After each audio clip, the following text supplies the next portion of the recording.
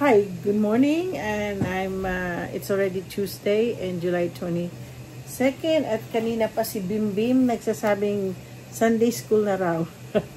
So for today, it's already on my day 5.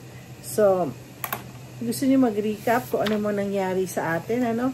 Pero nakakatuwa din kasi kahapon I've been praying and claiming yung Psalms 5 verse 3. In the morning, O Lord, you hear my voice.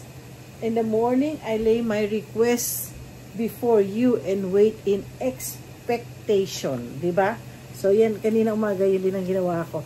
So, for today, the word is in Proverbs 10 verse 9. It says here, whoever walks in integrity walks securely. Ibig sabihin yan sa Tagalog, kung sino daw ang lumakad, nakalimutan ko na naman yung Filipino, kasi si Marita gave me a Filipino Bible, kaya parang hirap din palang basahin, ano? Kung sino daw ang lumakad sa integridad, para siyang naglalakad ng walang harm, parang ganon. Kasi ang ibig sabihin ng securely, una, ano ang integrity? Ito na. Integrity is the state of being whole and undivided. Integrity is the quality of being honest and having strong moral principles, moral uprightness. Sabi ni Webster, firm adherence to a code of especially moral and artistic values, incorruptibility, state of being complete, sabi ni Webster. So, sa Tagalog, ibig sabihin sa Tagalog, sabi dito, ang integrity is integridad. Integridad refers to a person's moral principles, honors, and steadfast adherence to ethical standards. So, okay, ang other translation daw ng integrity is kawastuhan, kabuuan. Okay? Sa Tagalog, sa mga taong, kasi alam mo, I have to say Tagalog too, kasi marami akong subscriber who wants to really understand what I am saying. Hindi yung Tagalog, English ako ng English, dapat po mag-Tagalog din po ako. Pasensya din po ko sa mga nagtatagalog, kasi asawa ko, Amerikano, gusto niya talagang makinig sa aking inspiration. So anyway, both sides na lang po tayo.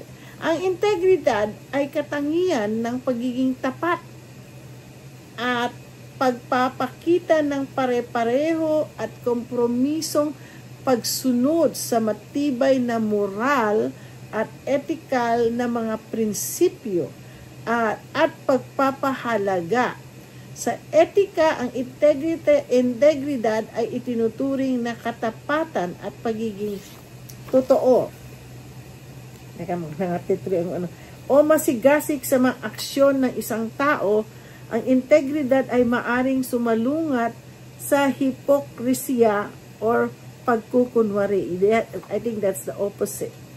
Itinuturing nito ang panloob ng pagkakapare-pareho bilang isang bertud at nagmumungkahi na ang taong nagtataglay ng tila magkasalungat na mga halaga ay dapat isang alang-alang at pagkakaiba o baguhin ang mga halagang yun.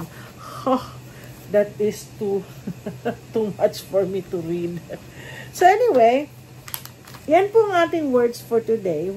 Whoever works in integrity walks securely. Ibig sabihin po noon, kung tayo may integridad, we are so secured. Secured po tayo. So dito sa writer na to, meron siyang inano dito na very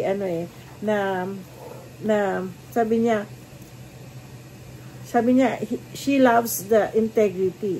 I love it and made me strengthen my commitment to walk into the next season of life. Being a woman, my kids can count on and to be proud of. I think what I want the most sacred and precious moment of my life to look like, and I must continue to make decisions today, they stay in line with that. I must model the character I've taught my kids to have. Yeah, tama. Kung you have children, kasi children looks up to you. No matter what. Kung anong ugali nyo, pati ang ways nyo, namamana nila yan. Pansinin nyo yan.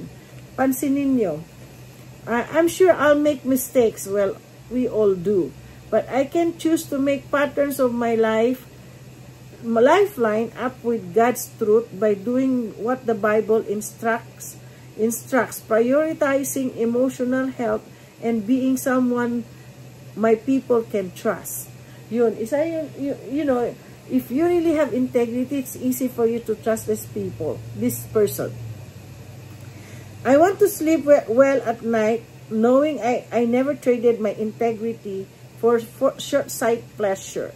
The Bible tells us in Proverbs 10 verse, ito na, 10:9, whoever works in integrity walks securely. I don't know about you, but I love the word securely.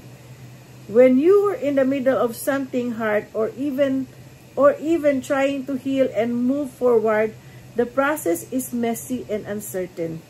The road ahead feels long and unpredictable, but in the middle of that, we get to choose to walk in integrity, which brings about the security we desperately want. Ibig sabihin po kasi, ibig niya kasi sabihin, di ba, pag nagkakaproblema po tayo, we do our own thing. In yung bang, just for us to get out of that messy situation that we had, kasi minsan mga iba nawawala integridad nila eh. They go sell. Sabihin na lang natin, sell their spirit to hell just to get out. Ano ang pinaka best way na example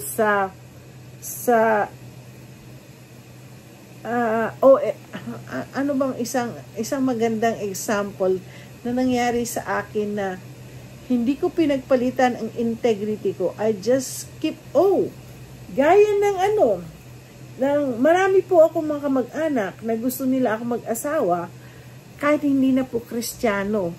Okay? Hindi, kahit, okay lang, kahit hindi daw kapareho kami ng paniniwala. Basta lang maging US citizen ako. So, I know, I will not. I'd rather go back home and there's so much life. If God did not give me my God's best, I can go home anytime, you know. Parang yun, kapit sa patalim, di ba yung mga tao may say, kapit sa patalim just to hindi po. Kung yung prinamis ng Lord sa akin, I stay in, and truly God came at ginawa niya ang promise niya sa akin. So, marami pa mga incidents na meron iba. Sana wag kayo magalit sa akin. Mga iba ganito. Yung mga iba kasi, kunwari, sabihin lang sa pera, 100 pesos na lalaman ng pera mo. Anong ginawa ng iba dyan? You know, instead yan, ikakain mo na lang, no? Ang ginawa ng iba, sinusugal nila. Diba? Nawawala integrity mo doon. Kasi, yung pera na yan is intended for your family to eat. Diba? Para sa inyo, para kumain. Kasi nga, dahil sa temptation, doon po tayo nawawala ng integridad kasi maraming temptasyon. Dito ka, ganun ka, dadami yan, lalaki yan, diba? Ano mangyari? Greediness comes. At saka tandaan nyo, sa Bible, wala pong lucky. Okay? Walang good luck. Blessing. Kahit basahin nyo lahat ang Biblia, walang lucky. Blessing ang meron doon. Kaya I don't say, good luck, lucky charm, gano'n. No. I don't believe in that. I believe in the God's blessing. So, ganun po ang nangyayari, nawawala po integridad natin, at lalo na po sa ayokong pumasok sa politics, Meron ako mga kamag-anak na sa... Hindi, ang sa akin lang kasi, ito, example ko na ng tatay ko.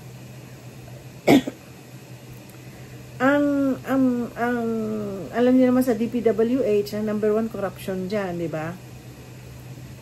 I remember my dad said, Daddy, ba't hindi ka nangungurap? Kasi very honest ang tatay ko. Tandaan, I remember may mga contractor ang kausap na, yan, daddy mo, lahat, ginawa niya, inati-hati daw niya lahat yung mga projects, para lahat ng kontratista meron, hindi lang sa isang contractor, yung mayaman ako, lahat, project, hindi, bawal sa daddy ko yun, pero, pag hindi ka tapos sa project mo, hindi ka pwede makakuha ng mag-release ng pera. Hindi. Ganun ang daddy ko. Kasi alam mo, sabi ng daddy ko, gusto kong mamatay na nakangiti. Gusto kong mamatay na ang buhay ng mga anak ko maging mabuti. Okay? Kaya nga po sinasabi natin, what you sow is what you reap, di ba? Pero sinasabi ng daddy ko, I'd rather be a good person and honest person kasi baka boomerang.